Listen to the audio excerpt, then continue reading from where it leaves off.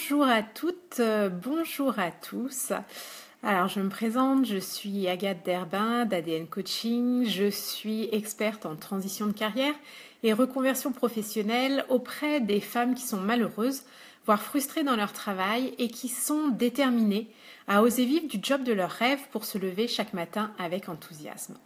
Alors aujourd'hui, je continue avec la série de capsules vidéo sur comment vous dégager du temps, notamment pour pouvoir réfléchir à votre période de transition de carrière et votre envie éventuelle de reconversion.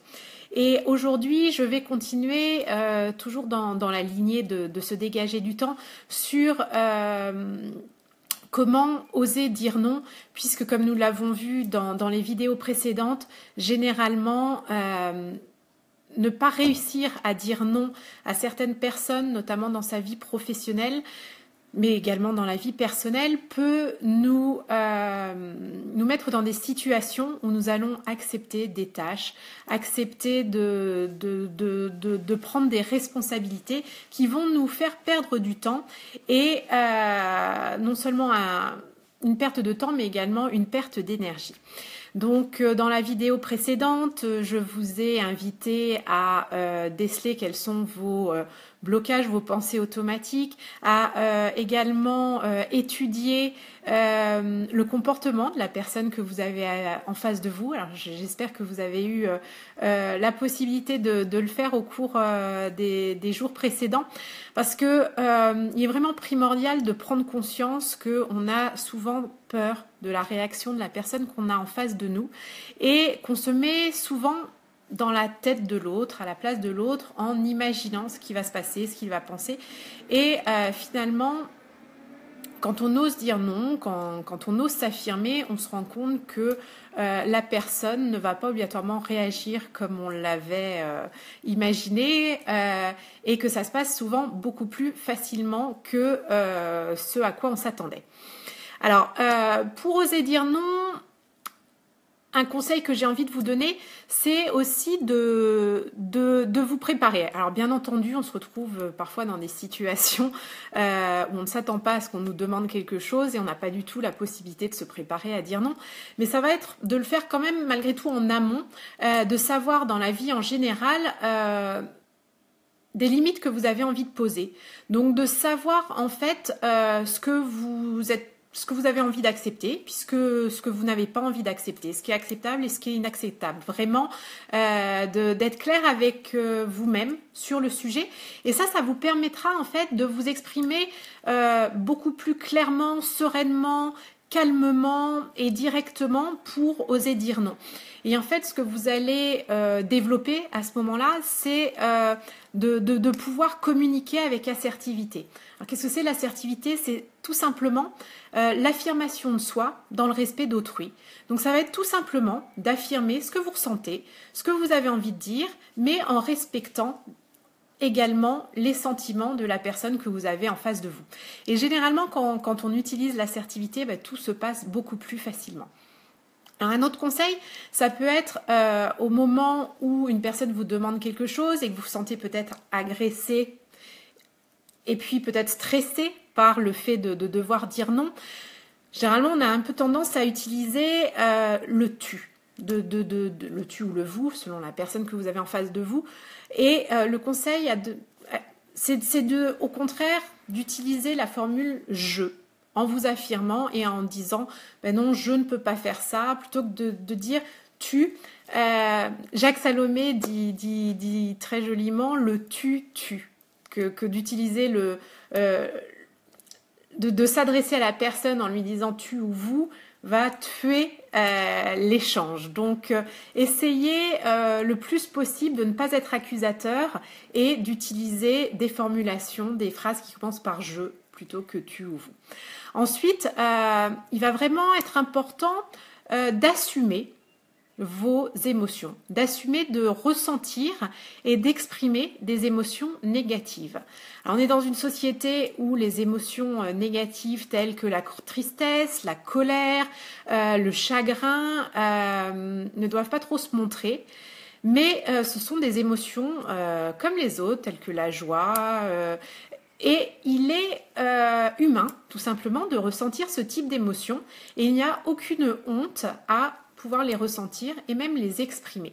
Ce qui va être là aussi primordial, c'est par contre de les formuler sans agressivité et comme je viens de le dire, en disant le je. Donc plutôt que de dire à la personne, mais écoute, quand tu me demandes ça, tu me fais ressentir du chagrin, plutôt de dire, bah, écoute, je comprends ta proposition, enfin ta demande.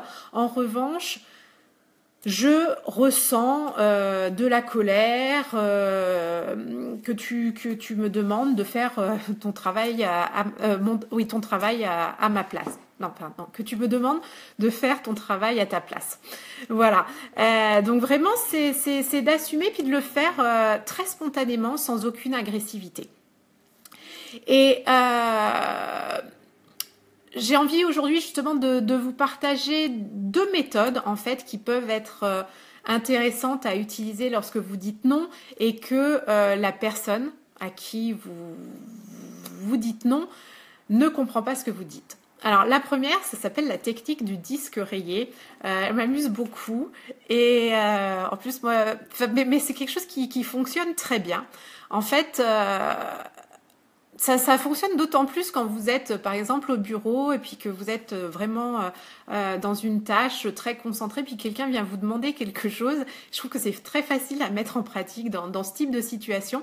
Donc, le disque rayé, c'est tout simplement, quelqu'un vient vous faire une demande. Vous lui dites non une première fois, avec beaucoup de délicatesse, d'assertivité, comme on vient de le voir. Et si cette personne insiste, ben c'est tout simplement de faire le disque rayé et de continuer à rester sur votre position très calmement, très sereinement et en, pourquoi pas, répétant toujours la même phrase. Donc quelqu'un qui vient vous demander est-ce que tu peux me terminer ce dossier là pour cet après-midi, lui dire écoute, je comprends que tu sois pressé, mais aujourd'hui je n'ai pas le temps, donc je ne serai pas en mesure de terminer ce dossier pour toi aujourd'hui.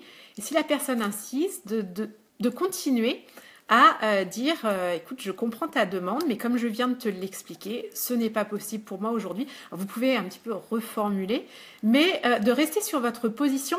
Et là, ce qui va être important, c'est de rester très ferme, de garder une certaine constance et puis surtout de tenir bon, tout simplement.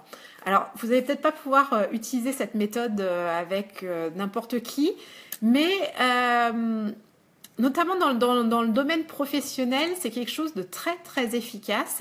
Et moi, les fois où je l'ai utilisé, il y a une certaine satisfaction quand la personne, au bout d'un moment, est obligée de partir, enfin, et d'accepter que vous ne pourrez pas dire oui à sa requête parce que vous restez campé sur votre position.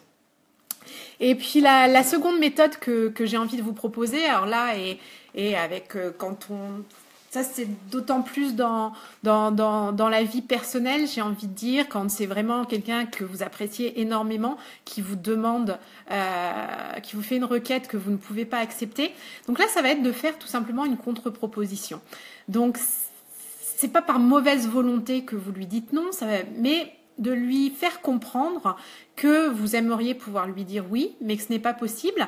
Et ce que vous allez faire, c'est tout simplement lui proposer une autre solution. Ça peut être de lui proposer de l'aider à un autre moment ou de lui dire est-ce que tu as pensé à demander à un tel qui a peut-être un peu plus de temps. Enfin, vraiment de mettre énormément du vôtre pour l'aider à trouver une solution à sa requête. Et généralement, c'est quelque chose qui passe très bien.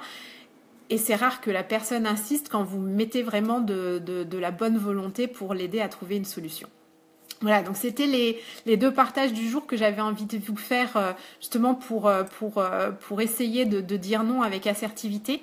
Et puis il y en a une troisième en fait qui peut arriver quand certaines personnes insistent vraiment lourdement et que vous avez exprimé votre non en disant tout simplement je ne peux pas, je ne veux pas. autre chose que j'ai oublié de vous dire tout à l'heure, ce qu'il faut aussi, c'est ne pas rentrer dans la justification. Parce que souvent, c'est ce qu'on a tendance à faire, de vouloir se justifier, se trouver des excuses, alors que finalement, on a le droit aussi de dire non sans avoir besoin de donner des explications. Mais vraiment, si la personne insiste et que vous avez expliqué non fermement, calmement, ça peut être de retourner la situation en fait. Parce que la personne est venue en vous posant une question, vous avez répondu non, et là elle continue, elle insiste. Et en fait, ça va être de retourner la situation en lui posant une question à elle-même. Et là, vous devenez maîtresse de l'échange. Et ce que j'aime bien faire, moi, c'est dans ces cas-là, regarder la personne très calmement dans les yeux en disant « Excuse-moi, mais quelle partie de ma réponse n'as-tu pas compris? Quelle partie du non ne comprends-tu pas ?» Et alors là, ça peut être vécu assez mal par la personne en face. Alors vous risquez éventuellement d'avoir de la culpabilité au moment où vous allez le faire, mais dites-vous que vous n'avez pas à vous justifier. Vous avez le droit de dire non. Et en fait, ça va juste renverser la situation et la personne va peut-être se dire, va prendre conscience qu'elle n'avait pas non plus, elle, à se comporter de cette manière avec vous. Et ça la met vraiment face à son propre comportement. Et c'est d'une efficacité redoutable. Dans certaines situations, je trouve qu'il est vraiment intéressant d'utiliser cette méthode aussi. Voilà, alors c'était mon partage du jour sur comment vous dégager du temps en osant dire non. N'hésitez pas à me faire vos commentaires sous la vidéo si vous testez ces méthodes ou si vous avez besoin d'un peu plus de détails justement sur comment les utiliser. Et puis, pour les personnes justement qui sont en période de transition de carrière, qui se retrouvent vraiment toujours face à ces blocages, qui n'arrivent pas à se dégager du temps pour envisager leur reconversion, qui sont toujours face à leur blocage, à leur pensée automatique et qui veulent vraiment travailler sur elles pour aller plus loin dans l'identification de leur job idéal ou d'oser passer à l'action. Écoutez, n'hésitez pas à prendre rendez-vous avec moi pour une séance découverte gratuite. Tout se passe sur mon site www.adncoaching.fr. Il vous suffit de faire une demande en remplissant un questionnaire pour prendre rendez-vous avec moi. Nous passerons ensemble 30 minutes au téléphone pour vraiment faire le point sur votre situation, voir l'écart qu'il y a entre votre situation actuelle et ce vers quoi vous pourriez aller, vers votre job idéal, et puis d'envisager ensemble quelle serait la première bonne étape à mettre en place pour vous diriger dans cette direction. Donc, écoutez, j'ai hâte d'échanger avec vous. Je vous souhaite une excellente journée et je vous dis à très vite pour une prochaine vidéo. Bye bye!